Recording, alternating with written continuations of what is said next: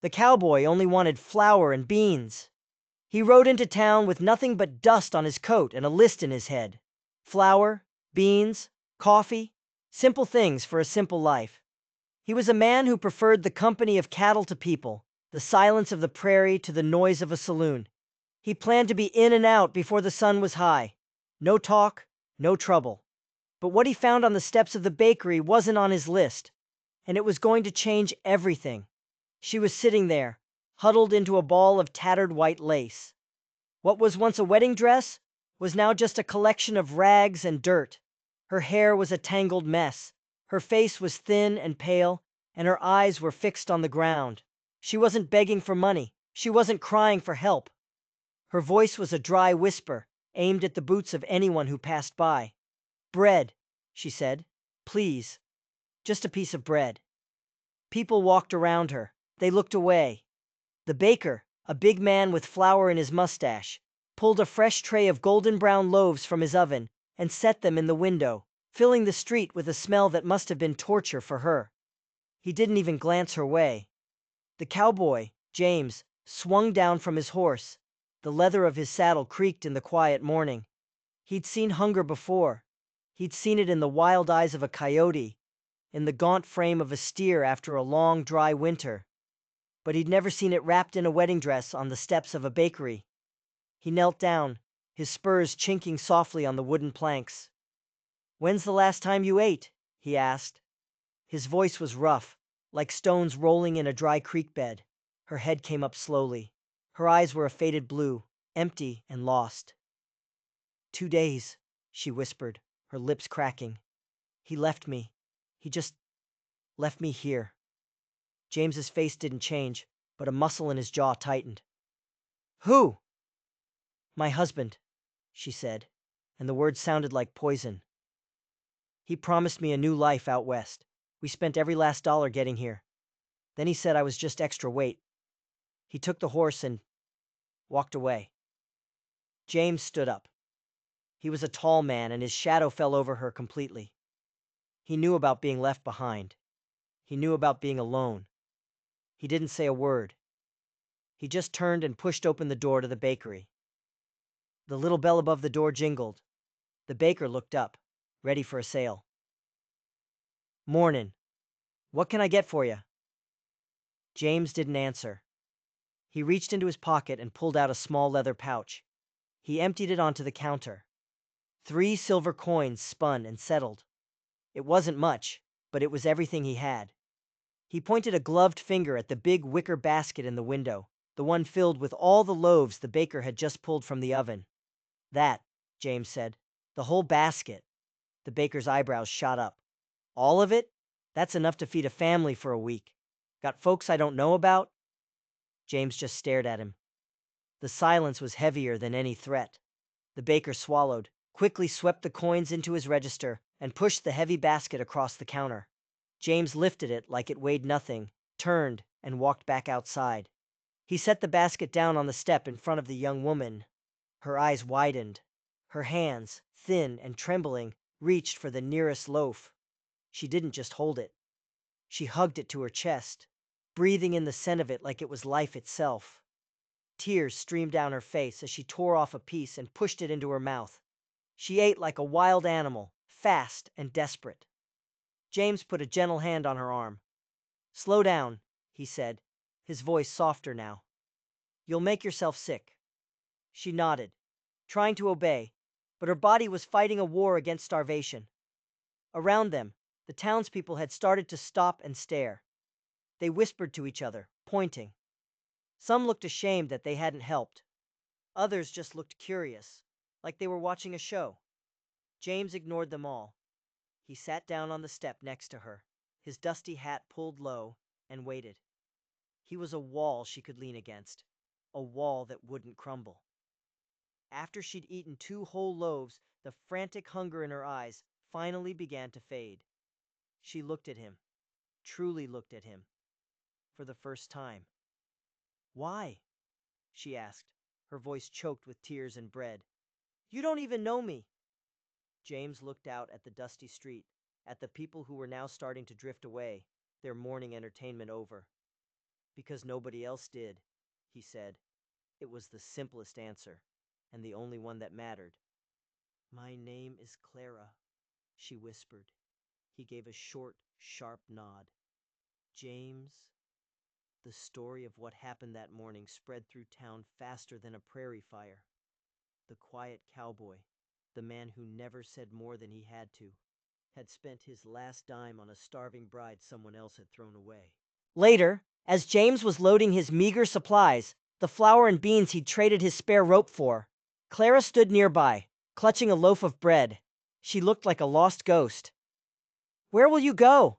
He asked, not looking at her. I don't know, she stammered. He finished tying the sack to his saddle and finally turned to face her. He looked at her, standing there with nothing but a tattered dress and a basket of bread. He looked at the town that had been happy to let her starve. He saw the long, lonely trail back to his ranch. He didn't make a big promise. He didn't offer her a new life. He just said two things. You don't have to be hungry again. And then, you can ride or you can walk. But you're coming with me. Clara stared at him, her blue eyes wide. He wasn't offering her pity. He was offering her a chance, a direction. In a world that had taken everything from her, this quiet, weathered man was giving her the one thing she thought she'd lost forever. A way forward.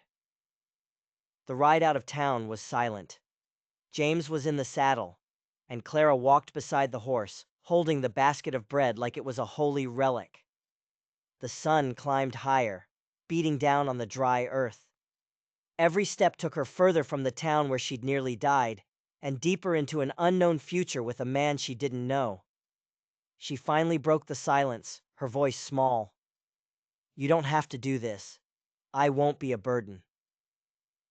James glanced down at her, his expression unreadable under the brim of his hat. If I thought you were a burden, he said, his voice flat, you'd still be on those steps. Tears pricked her eyes, but for the first time in a long time, they weren't tears of sorrow. No one had ever spoken for her like that. Her family had sold her into marriage. Her husband had discarded her like trash. This stranger, this quiet cowboy, had defended her worth without even thinking about it. It was a feeling she wasn't used to, the feeling of being seen. Hours later, the trail opened up into a wide, sprawling valley. In the distance, a small, weathered cabin stood alone, surrounded by nothing but endless pasture and a big, empty sky. James's ranch. It wasn't a palace. It was barely more than a shack. But to Clara, it looked like the safest place on earth. Inside, it smelled of wood smoke, old leather, and loneliness. There was one chair at a small table, one plate on the shelf, one worn blanket on the narrow bed. This was the home of a man who was completely and utterly alone. James dropped his saddlebags on the floor. There's stew on the stove. Eat. She didn't have to be told twice. The warmth of the food spread through her, chasing away the last of the chill that had settled deep in her bones. James didn't eat. He leaned against the far wall, his arms crossed, just watching her. The silence in the small cabin was thick, but it wasn't uncomfortable. It was the silence of two people who had forgotten how to talk, learning to exist in the same space. It wasn't love. It wasn't even friendship. It was something much more fragile. It was the beginning of trust. Days bled into weeks. Clara slowly brought the little cabin back to life. She scrubbed the floors until the wood gleamed. She mended James's worn shirts with careful, tiny stitches. She found a patch of earth by the porch and planted wildflowers she'd found growing by the creek. She didn't ask permission. She just did it. James never commented. He never said thank you or, that looks nice. But he noticed. He noticed when she started humming a tune while she baked bread from the flour he'd brought. He noticed when she set two plates on the table for dinner instead of one. He noticed the way the sunlight caught in her hair, which was now clean and brushed. He noticed her smile, a shy, hesitant thing that appeared more and more often. But their quiet world couldn't stay hidden forever. On his next trip to town, James felt the change. The whispers were louder now. The stares were harder.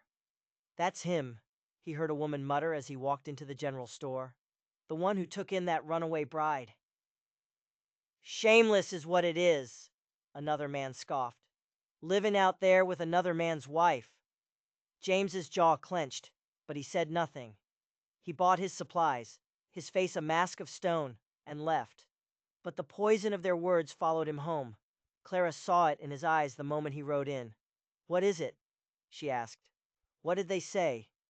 He didn't want to tell her. He wanted to protect her from the town's cruel judgment, but she kept pressing, her own fears bubbling to the surface. "They think I'm your whore, don't they?"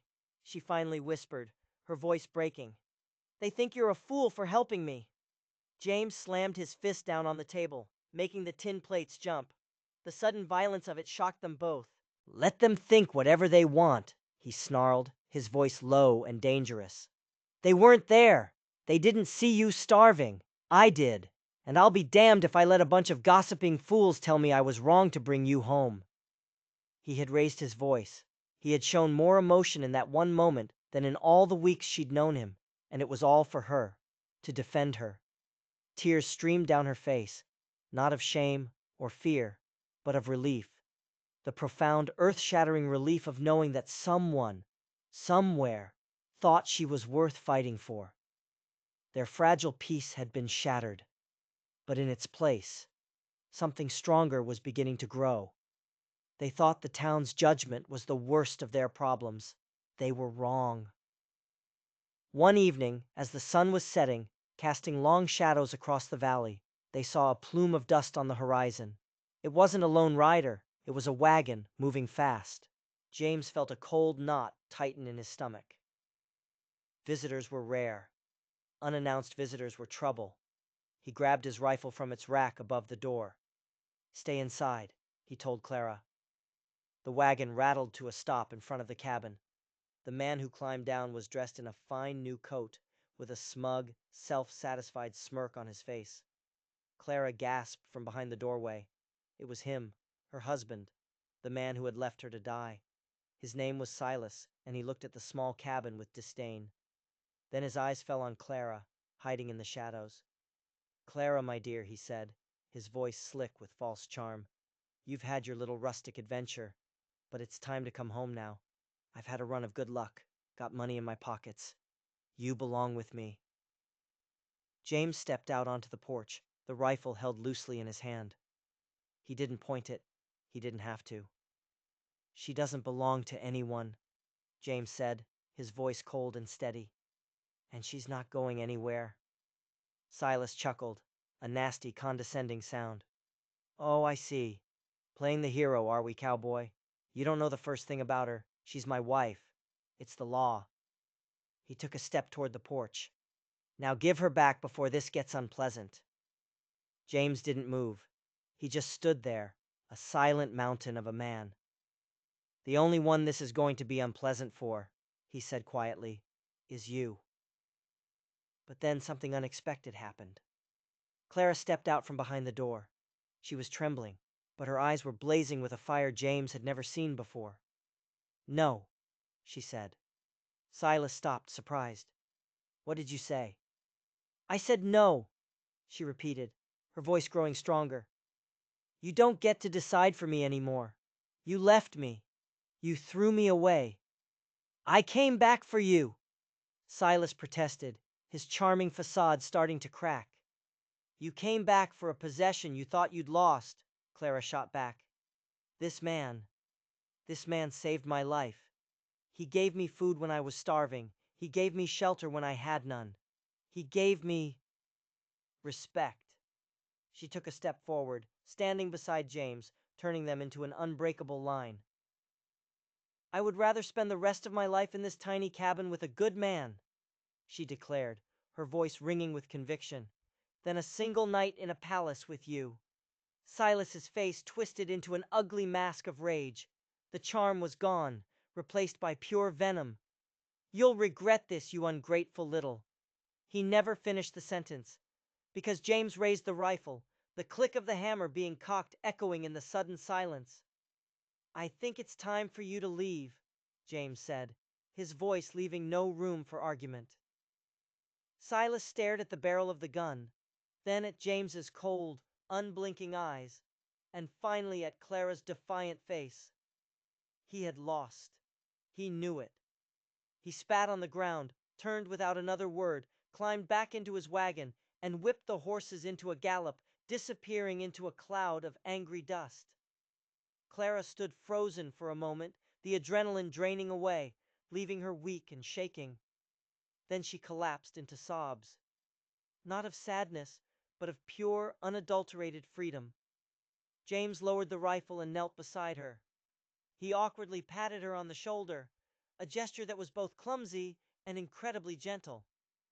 "It's over," he said softly. "You're safe." But as he watched the dust from the wagon settle in the distance, a cold dread crept into his heart. He knew men like Silas. They didn't just accept defeat. They didn't just walk away. This wasn't over. It was just the beginning. The days that followed were quiet, but it was a heavy, watchful quiet. James cleaned his rifle every evening. Clara found herself scanning the horizon constantly, her heart leaping at the sight of every distant dust cloud. The peace they had started to build felt like a thin sheet of ice over deep, cold water. One morning, Clara was sweeping the porch when she saw it. A glint of metal half buried in the dirt where Silas's wagon had been. Curious, she knelt and dug it out. It was a silver locket, tarnished and caked with mud. She pried it open. Inside, there wasn't a portrait of a loved one. There was a tiny, folded piece of paper. She carefully unfolded it. It was a map, crudely drawn, of James's ranch. The cabin was marked with an X. So were the creek, the small canyon to the north, and the cluster of rocks to the west. But there was something else. A second X, far from the cabin, near an old, lightning-scarred oak tree. Beside it were written two words: the cache. Her blood ran cold. This wasn't a keepsake Silas had dropped. It was a plan. He hadn't just come to get her. He had been here for something else, something hidden on James's land. She ran inside, her hands shaking, and showed the locket to James. He stared at the map, his face grim. He recognized the landmarks. He knew the old oak tree. "There's nothing out there," he said, more to himself than to her. "Just rocks and dirt." "Silas thought there was," Clara whispered. Without another word, James grabbed a shovel and strode out of the cabin, Clara close behind him. They walked for nearly a mile, the sun climbing high and hot. The ancient oak tree stood like a lonely sentinel on a low ridge. James found the spot marked on the map and began to dig. The ground was hard and rocky. For a long time there was only the rhythmic thud of the shovel hitting the earth. Clara watched, her anxiety growing with every scoop of dirt. What could be buried out here? Then the shovel hit something with a dull, metallic thud.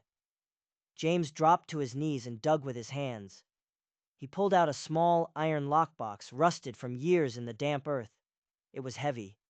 He forced the lock with the tip of his knife, and the lid creaked open. Clara peered over his shoulder, expecting gold or jewels. But it was so much worse than that. The box was filled with bundles of money. Not just any money. Banknotes from the Black Creek National Bank. The very same bank that had been robbed 2 years ago, 100 miles south. It was one of the most infamous robberies in the territory. The gang had gotten away clean, vanishing without a trace, leaving 3 men dead. And buried underneath the money was a Colt revolver with a distinctive ivory grip. James stared at the gun, his face as pale as ash. He looked like he'd seen a ghost. "James?" Clara asked, her voice trembling. "What is it?" He didn't answer. He just reached into the box and slowly, hesitantly, picked up the ivory-handled revolver. It seemed to fit perfectly in his hand, as if it were an old friend. "Where did you get that?" she asked, a terrible suspicion dawning in her mind. He finally looked at her, and his eyes were filled with a pain so deep it stole her breath. "It was my partner's," he whispered, his voice cracking. "I was a Texas Ranger. We were tracking the gang that robbed the Black Creek Bank. Silas. He wasn't their leader. He was just a part of it. We cornered them in a canyon not far from here. It was an ambush." He paused, swallowing hard, the memories replaying in his eyes. "My partner, Eli. He went in first. They shot him down. I was pinned, couldn't get to him. By the time they fled, it was too late. They took his gun, they took the money, and they vanished." He looked down at the lockbox, at the stolen money and the gun that had belonged to his dead friend. "I failed," he said, his voice thick with guilt. "I quit the Rangers. I came out here to be left alone. To forget." Clara stared at him, her mind reeling. The quiet cowboy, the lonely rancher. It was all a facade. He was a lawman, hiding from the greatest failure of his life. And now, that failure hadn't just found him. It had been living under his roof. Silas hadn't come back for her. Not really. He had come back for his share of the stolen loot. The map was to lead his gang members here. He'd used her, his abandoned wife, as the perfect excuse to be on this land without raising suspicion. And that meant one terrifying thing. Silas wasn't gone. He was coming back. And this time, he'd be bringing the rest of his gang. The silence that followed the revelation was deafening. The truth lay between them, ugly and dangerous. James wasn't just a cowboy. He was a haunted ex-lawman. Clara wasn't just an abandoned bride. She was the key that had unlocked a violent past. And Silas wasn't just a cruel husband. He was a killer and a thief. "They'll come back for it," Clara said, stating the obvious. "The money. They'll come back for the money." James nodded slowly, his gaze fixed on the horizon. "They won't just come for the money," he said, his voice grim. "They'll come to silence the witnesses. Both of us." A wave of panic washed over Clara. She thought of running, of just disappearing into the vast wilderness. But where would she go? The world had already shown her it had no safe corners for a woman alone.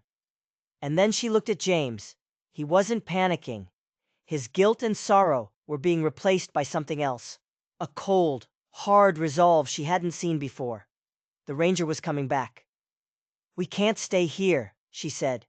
"We have to go to the sheriff in town. We have to tell them what we found."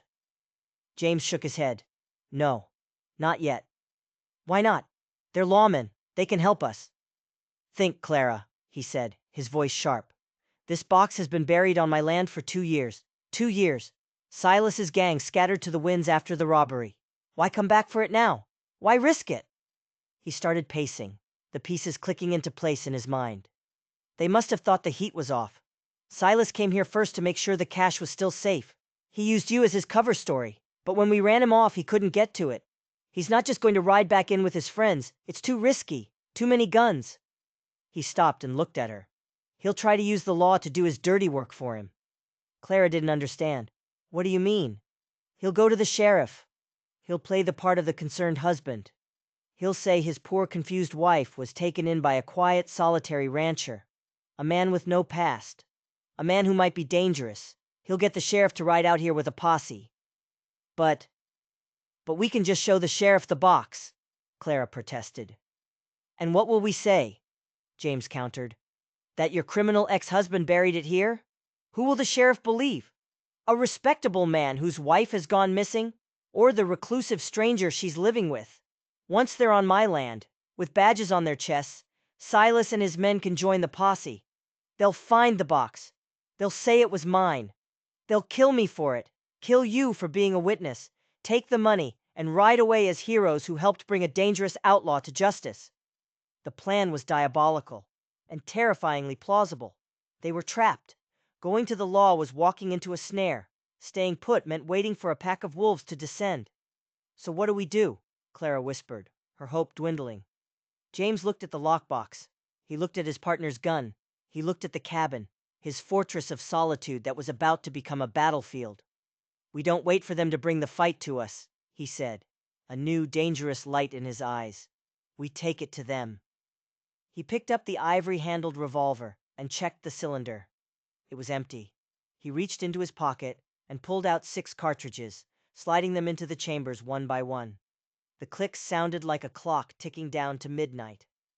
"Silas thinks I'm a broken-down rancher," James said, holstering the weapon. "He thinks you're a helpless victim. He's about to find out how wrong he is." He grabbed the lockbox. "First, we move the money. Then, we set a trap of our own."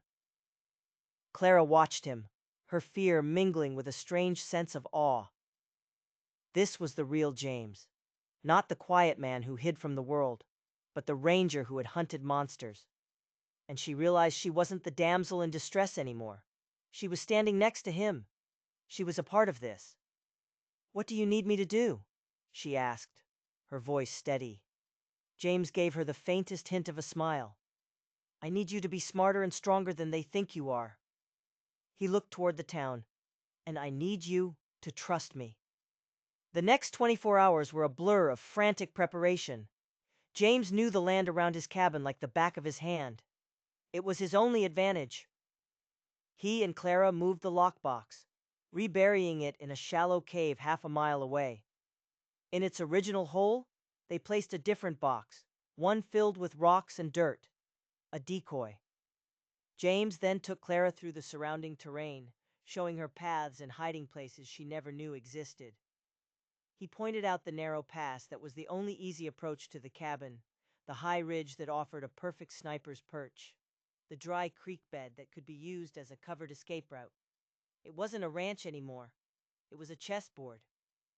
"When they come," he explained, his voice low and urgent, "they'll expect me to be holed up in the cabin making an easy target. That's not what we're going to do. We fight them out here, on our terms." He handed her an old hunting rifle. It was heavy and awkward in her hands.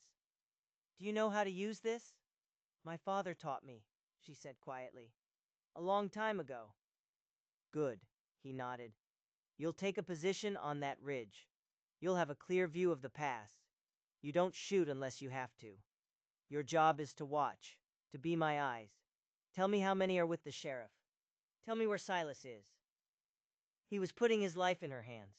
The thought was both terrifying and empowering. As dusk began to fall, they saw the dust cloud on the horizon. Just as James had predicted, a group of riders, at least 6 of them, heading straight for the ranch. "It's time," James said. He gave Clara's shoulder a firm squeeze. "Remember what I told you. Don't be scared." "I am scared," she admitted, her heart hammering against her ribs.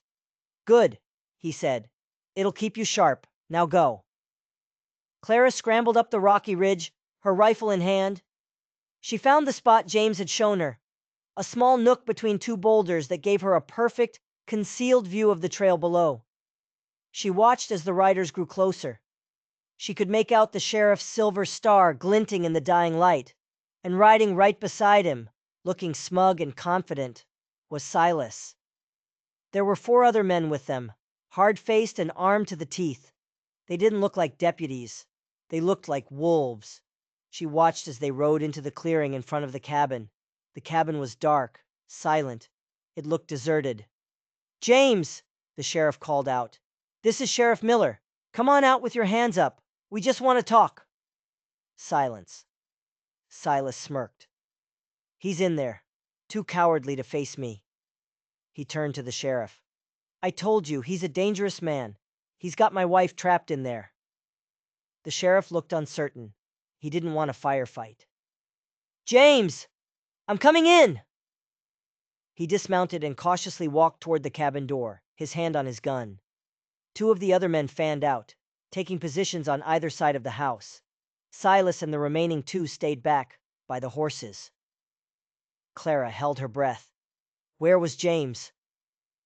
The sheriff kicked open the cabin door. It swung inward with a loud bang, revealing an empty, dark room. "He's gone!" the sheriff yelled. At that exact moment, a single gunshot exploded from the rocks on the far side of the clearing. One of the men flanking the cabin cried out and crumpled to the ground, clutching his leg. "Ambush!" someone screamed.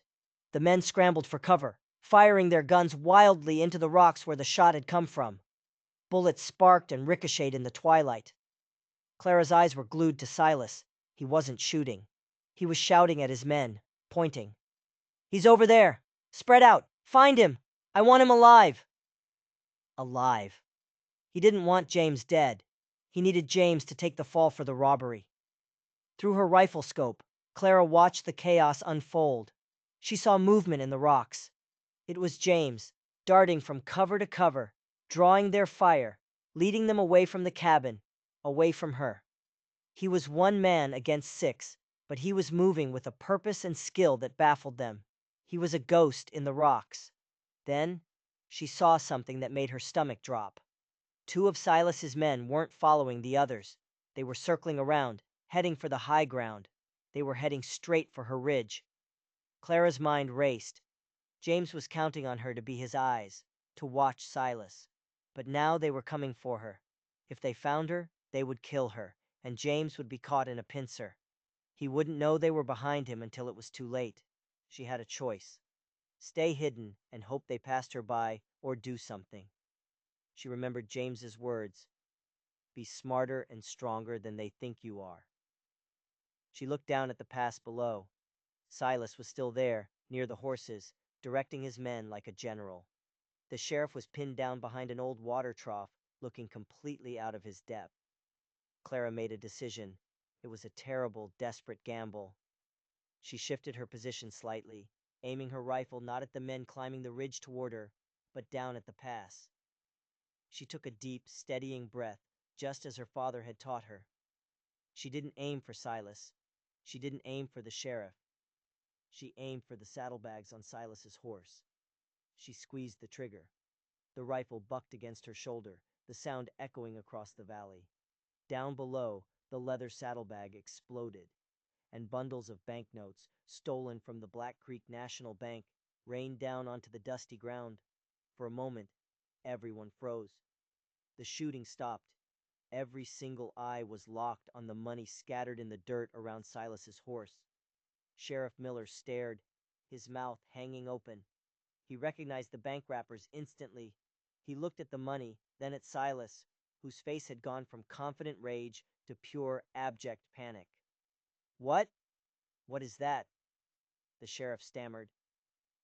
Silas didn't have an answer. He knew he was caught.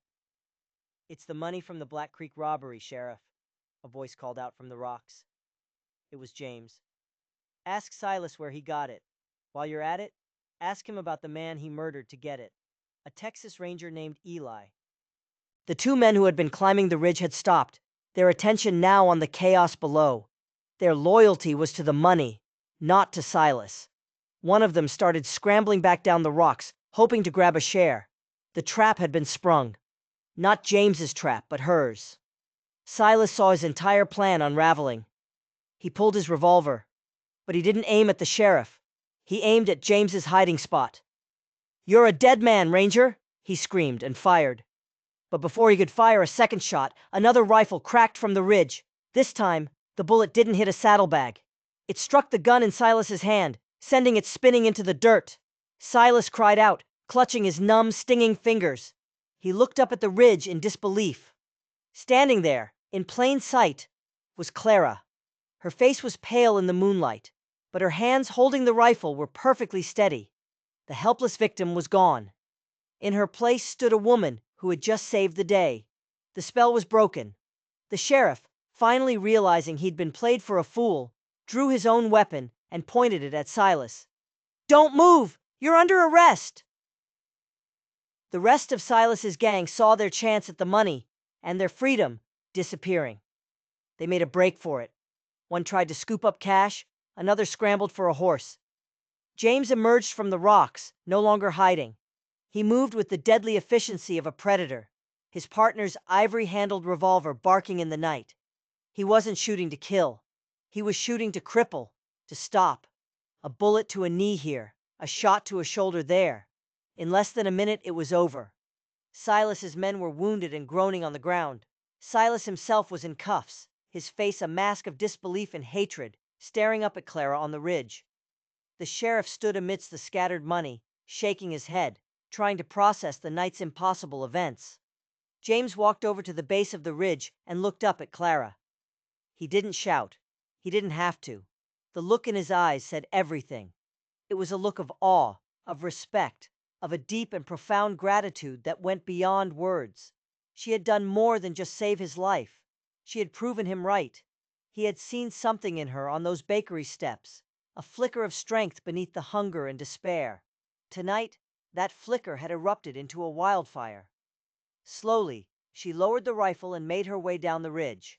The lone cowboy and the starving bride met in the middle of the clearing, surrounded by the wreckage of their pasts. They were no longer hiding. They were no longer alone. The aftermath was messy. Sheriff Miller, deeply embarrassed but honest, took Silas and his wounded gang into custody. He listened as James and Clara told him the whole story, from the bakery steps to the buried lockbox.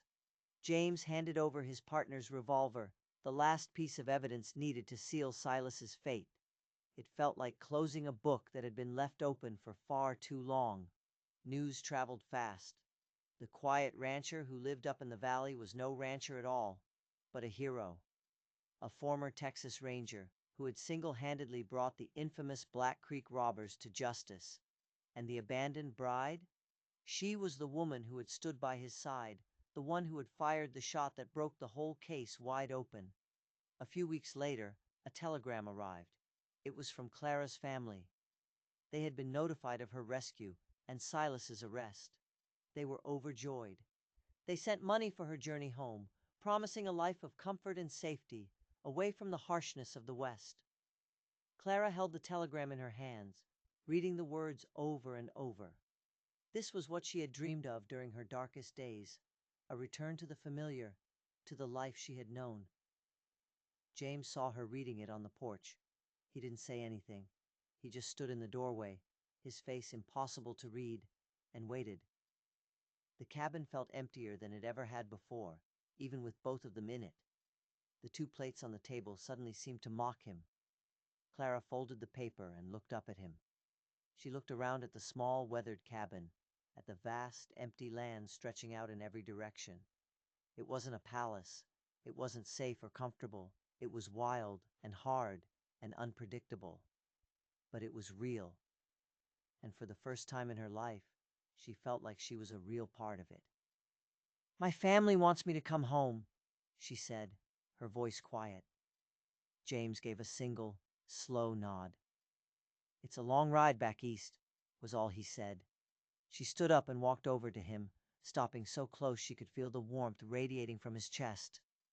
She reached up and touched the rough fabric of his shirt. "I am home," she whispered. A slow smile spread across James's face. It was the first true, unguarded smile she had ever seen from him, and it transformed his entire world-weary expression. It was like watching the sun rise after a long, dark night. He didn't need to say anything else. The lonely cowboy who only wanted flour and beans had found something he never knew he was looking for. And the starving bride who begged for a piece of bread had been given a whole life. Together, they had faced down the ghosts of their pasts and built something new on the foundation of a simple act of kindness. Their story became a quiet legend in the valley, a reminder that sometimes the greatest treasures aren't buried under an oak tree, but are found sitting on the steps of a bakery, just waiting for someone to stop and listen. What do you think happened to them next? Let me know in the comments below. And if you enjoyed this story, don't forget to like and subscribe for more tales from the dusty trails of the Old West.